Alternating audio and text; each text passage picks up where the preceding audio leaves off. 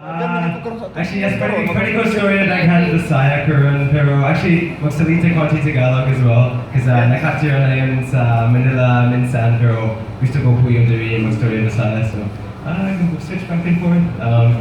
Anyways, I'm going to speak English though, because it'll be easier for me to kind of explain my thoughts and feelings. So, paseloa ko for the sungo. I told them, forgive me, I'm going to give you a nosebleed. You know what that is, right? Yes, I'm teaching Dago. It's Filipino pangalan Dago. Dago. It's strong English, probably good. Alright, so what I think I'm going to do, this is a very just impromptu talk, but what I'm going to do is maybe give you a quick background about myself, kind of how maybe I got here to being in front of you guys now, and then I'll talk a little bit about positive media and Mindanao and my life in the Philippines. Again, I'll try and speak slowly. Pasalo goes to English, pero you gotta practice. If I can practice Bisaya, I'll story Bisaya, you can story English. Sige. Yes. Kaya. Alright, so actually, I'm just a regular dude. I grew up in Canada, the West Coast, a place called Vancouver Island. And actually, up until 2012, I've been pretty blessed. I ended up going all around the world, working in different countries, living in different places, traveling. So I've actually been to 29 countries. So I have been all over Europe, pretty much every country, Western Europe, Thailand, Cambodia, Laos, Vietnam, India, Hong Kong, Malaysia, Hawaii, the States, all around. It just happened. I was very, very blessed. But until 2012, I'd never been to the Philippines. The Philippines just didn't exist. Like, to me, it was just some random floating place in the ocean. I don't know what the people do there, who they are. But then I got a job. I got a job in Hong Kong. And so 2012, I tried to go to Hong Kong. And trabaho ko on daghan mga Filipinos dato. So lots of Filipinos there who I was working with. And I was working this kind of tough job. It's an outdoor adventure job, so I tried to go suroy sa bukid, go sa bata, sea kayaking, rock climbing. Aaron actually, Dago does the same job. But we worked with a lot of Filipinos. And in 2012, between September and December, I started to look at these guys. I was like, oh, what's in that? Like, how come these guys like grabbing mag trabaho, mata alas 4 sa buntag, and like lag all day, grabbing mag kapoy singlet, but how come these guys are always laughing and joking around? Like, oh yeah, sige, trabaho. What the heck, man? I gotta, gusto ko story a while. I gotta go talk to these guys. So over that 3 months, I started to hang out with OFWs. This is before ever coming to the Philippines. And what I noticed is, we finished trabaho, humana trabaho, and then, we'd all go for the weekend, hang out, and they'd be like, yeah, patak, let's tag on, yeah, let's everybody chip in. There's this big camaraderie. And over that 3 months, I just became very intrigued. I became very close with these OFWs to the point where I really was becoming a super friendship with them. So what happened is, I'd been to 29 countries up to this point, but I'd never been to the Philippines. So my buddies were like, I was in Kulas then, but they'd be like, yeah, Kyle, come visit us in the Philippines. I was like, pwede, sige, I told them I go to the Philippines, okay lang. Obviously in English. So January 17th, at 2:30 in the morning, I landed in Cebu. And actually, I brought 4 friends of mine from Canada who were really close friends with me at the time, but they didn't even know my Filipino buddies. And my Filipino buddies who I'd worked with for a few months in Hong Kong, I barely even knew them, I just worked with them a bit. But here I am showing up at 2:30 in the morning in Cebu. And what kind of happened is, it was very overwhelming, because that 3 weeks, I spent 3 weeks on that trip.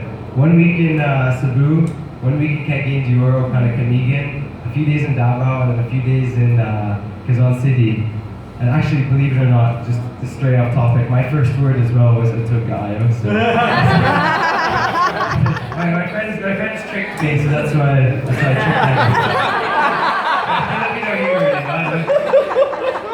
So what happened in that 3 weeks is I went around, and what really blew my mind is here's these Filipino buddies, trabaho once in Hong Kong, and they were just throwing kalipa at me. Like, I arrived at 2:30 in the morning, next thing you know, I'm in a house, and there's somebody I don't even know cooking adobo for me at 3 a.m.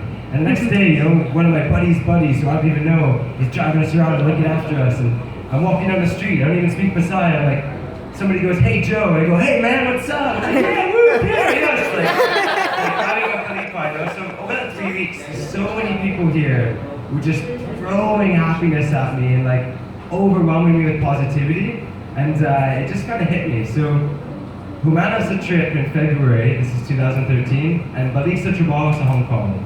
So I had this 3-week trip, and I was like, man, what did I just go through? Like, what is this? How could I have been to 29 countries but not experience like so much kind of giving and caring and happiness and this explosion of like awesome? Wow. So I was sitting in Hong Kong, and I was just like, okay, I gotta do something about this. Like, I gotta go back. I can't just stay here, you know. So it was a seasonal job, and I finished my job there again in June of 2013. So what I did is I came back, because I was like, man, maybe it was just my friends. Maybe they were just like super happy, cool Filipinos. Everybody else, like, I don't know. Maybe, so I gotta go back and check this out. So balik sa Filipinas, end of June 2013. But I decided to actually live a bit longer here. So puyo ko sa Liloan, Cebu, 1.5 months. And puyo sa Quezon, Mindanao, 1.5 months. And what I would do is I'd leave my friends, I'd just say, you guys, whatever, trabaho, be happy, do what you want to do. I'm gonna go lag. And I would just go around and hang out. And over that 3 months, what kind of happened is I started to kind of see a few things. Give you an example. You know, I mean, like stories to Cebu, and oh my gosh, I stumbled upon a fiesta, you know? You've been to a fiesta? Yeah. But what happens? Hey, let's attack, let's give. What do you want to return? Khalifa, right? Like nothing. How beautiful is that? You know, I go and hang out with some of my buddies.